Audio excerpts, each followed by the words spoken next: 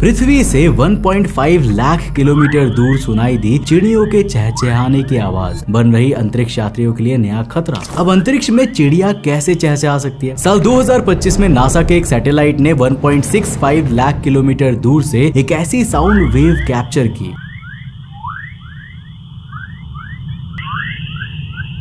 जो किसी जंगल के मॉनिटरिंग कोरस जैसी थी, जैसे हजारों चिड़ियाएं एक साथ बोल रही हो। अब वैज्ञानिकों ने इस वेव का नाम रखा कोरस वेव्स। अब ये आवाज असली नहीं है, बल्कि ये पृथ्वी के मैग्नेटिक फील्ड में घूमते हुए इलेक्ट्रॉन्स और सूरज की सोलर विंड्स के टकराव से बनती है। जब ये कोलाइड करते हैं तो एक म्यूजिकल वाइब्रेशन क्रिएट होती है, जिसे हम साउंड में कन्वर्ट कर सकते हैं। लेकिन प्रॉब्लम यहाँ से शुरू होती है। ये वेव्स स्पेसक्राफ्ट के सर्किट्स को फ्राई कर सकती है। रेडिएशन स्पाइक्स एस्ट्रोनॉट्स के सूट्स के अंदर तक पहुंच सकते हैं। अब क्या ये एक नेचुरल मेलोडी है या एक इनविजिबल डेंजर जिसे हम सुन तो सकते हैं पर समझ नहीं पा रहे? कमेंट सेक्शन खुला है, अपनी राय लिखकर जरूर बताना एंड फॉलो फॉर मोर।